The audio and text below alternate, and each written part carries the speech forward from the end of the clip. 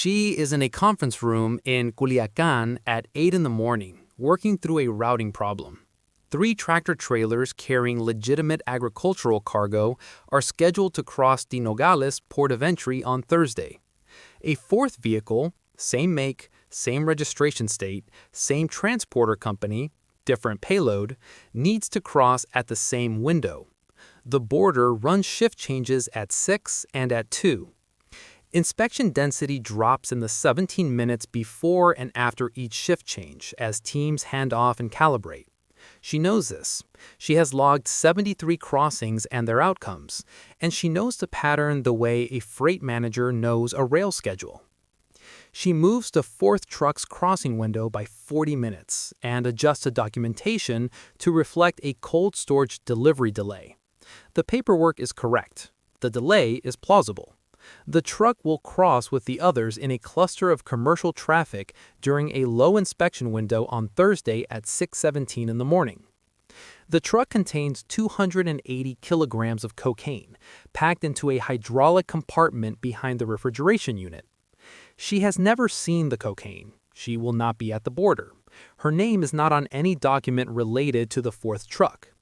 What she has done this morning is move a number from one column to another in a spreadsheet and write a 3-sentence email about cold storage logistics.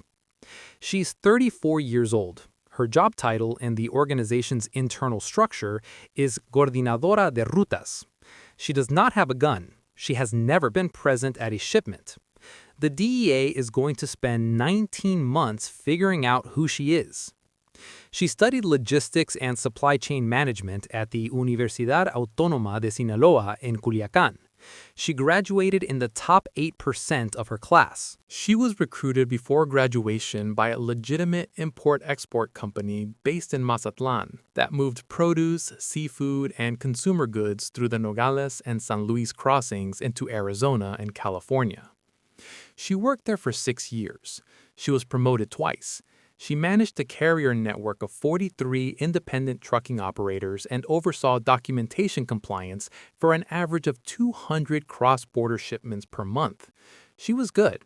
What she understood by the end of those 6 years was how legal cross-border logistics worked at an operational level, the documentation architecture, the carrier relationships, the CBP inspection protocols, the timing windows, the ways that volume creates cover. Commercial traffic through the major Southwest ports runs more than 16,000 trucks per day. Customs and Border Protection cannot physically inspect every vehicle. What they can do is pull from the population probabilistically and rely on intelligence flagging high-risk loads. A load that looks like every other load does not get flagged. A load embedded in a cluster of verified commercial traffic, crossing at a low inspection window, carrying documentation that matches the carrier's historical profile, that load does not get a second look. The cartel's logistics cell found her through a contact at her employer.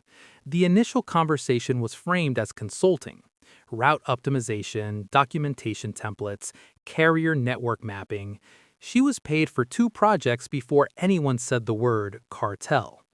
By then, she had already produced work product that was useful and already understood, at some level, what the work was for. The offer was 280,000 pesos a month.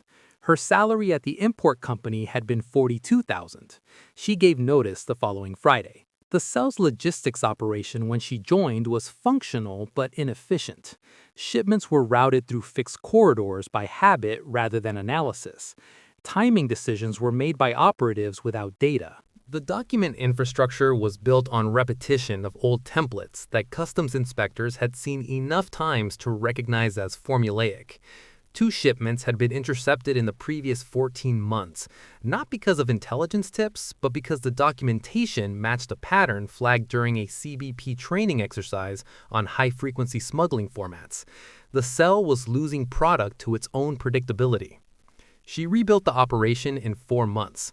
She created a routing database that tracked crossing outcomes by port, day, time, inspector team, and cargo category across 31 months of historical data.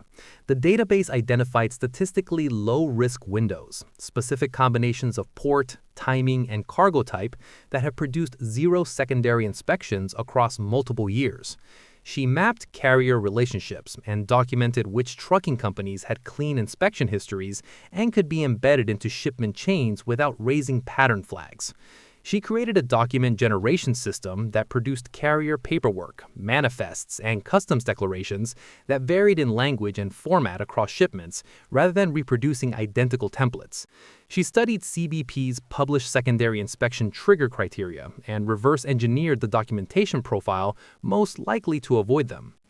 These are supply chain management skills. She used them at the import company for 6 years on produce and seafood.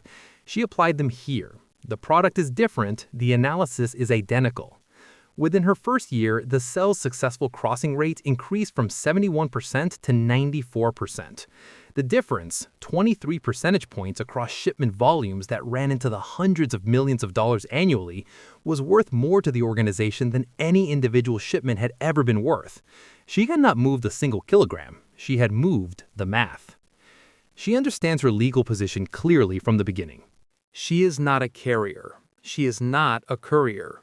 She does not handle product. She does not receive or transmit funds in her own name. The documentation she produces is generated through intermediary systems on devices she cycles through a rotation schedule of her own design, replaced every 6 to 8 weeks. Her communications with the cell's operational contacts run through encrypted messaging platforms on burner devices registered to identities she does not use anywhere else. Her name does not appear in any shipment record. She has read about federal conspiracy law. She knows that under 21 U.S.C. 846, a conspiracy charge requires only that she knowingly agreed to participate in a drug trafficking scheme.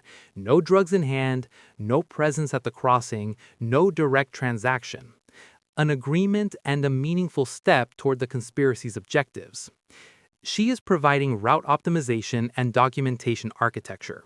The prosecution's question is whether what she does constitutes a meaningful step in furtherance of a drug trafficking conspiracy. She thinks about this sometimes. Not constantly, but sometimes. She thinks about it the way a financial engineer thinks about regulatory exposure, as a calculated risk to model and manage, not as a moral question that requires resolution.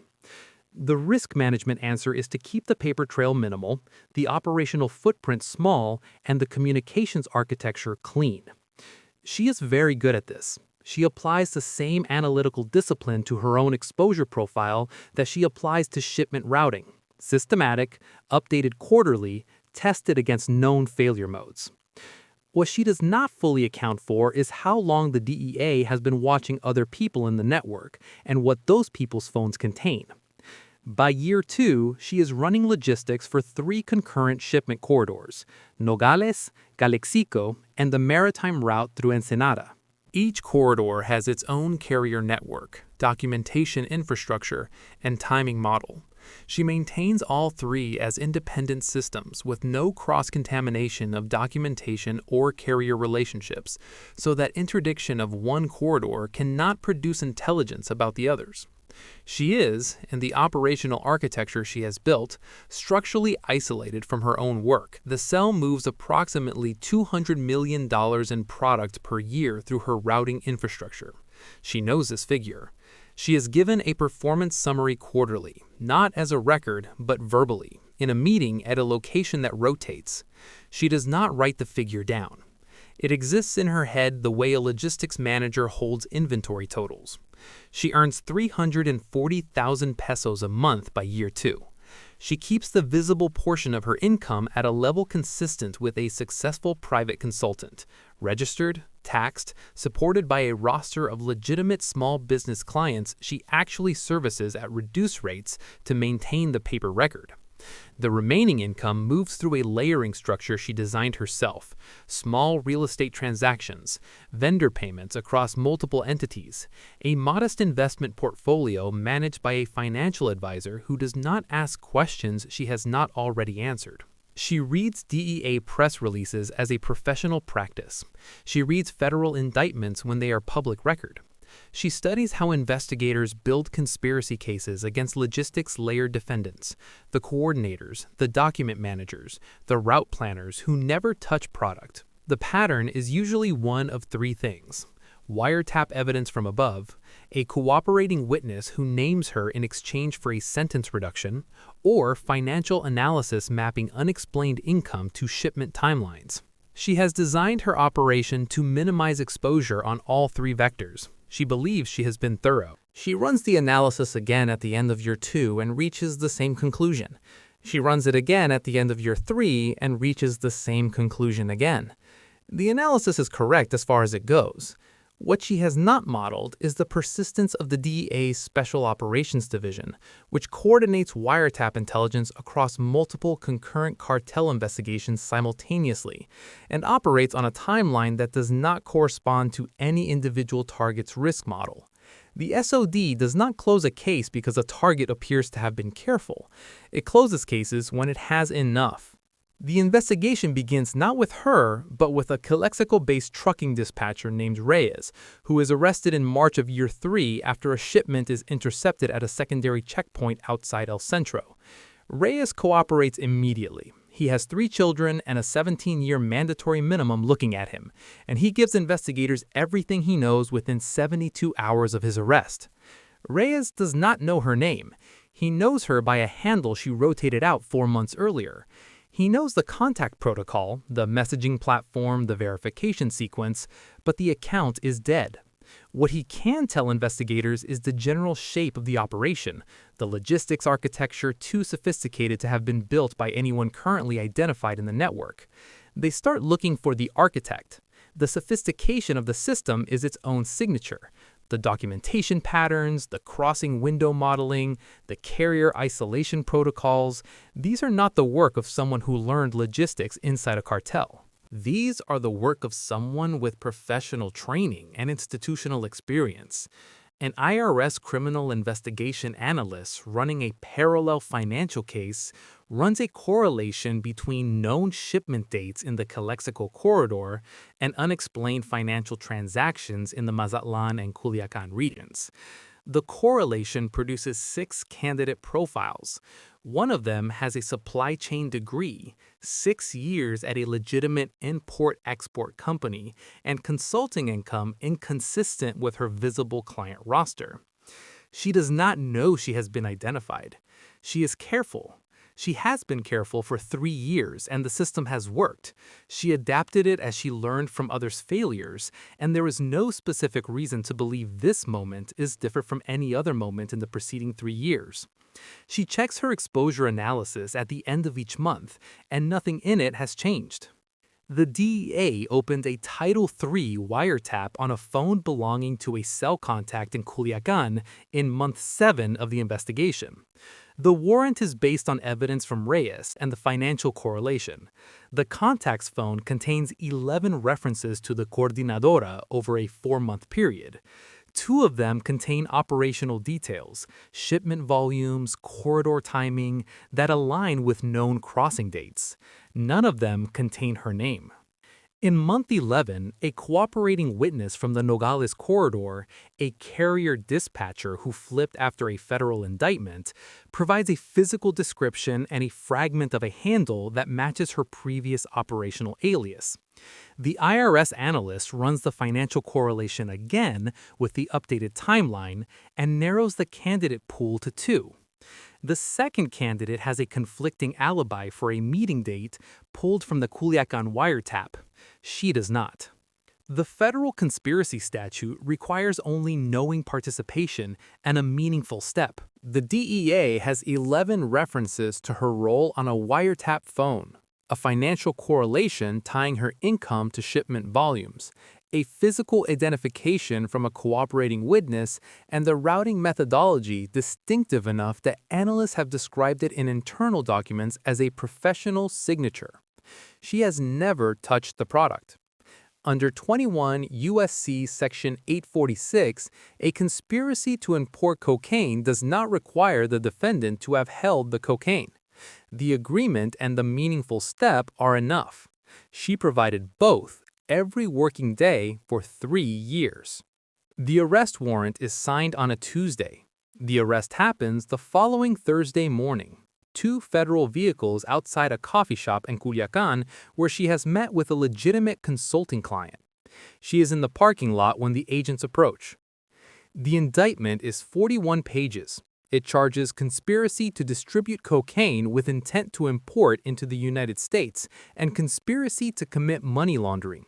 The estimated quantity attributed to her logistics coordination across 37 months is 4,800 kilograms. The mandatory minimum for the primary charge is 10 years. The sentencing guidelines, given quantity and her operational role, put the expected sentence at 17 to 22 years. She has no criminal record. She has never been arrested. She has a consulting business with active clients, a legitimate tax history, and no drugs anywhere in her possession or her home or her name. She has paid her taxes every year she has worked. Her attorney will argue that she was a peripheral participant, a consultant who provided logistical advice, that she never handled product, never ordered a shipment, never gave a distribution command, that the conspiracy charge rests on circumstantial evidence and a testimony of cooperating witnesses with strong incentives to expand the scope of their cooperation. The prosecutor will introduce the routing database, the crossing window model. The carrier isolation architecture, the financial layering structure she designed. He will describe each component to the jury and explain what it is and what it accomplished. And then he will say, this is not the work of a consultant. This is the work of the person who made $200 million a year in cocaine disappear across the border and who happened to have a degree in supply chain management. The jury deliberates for 4 hours.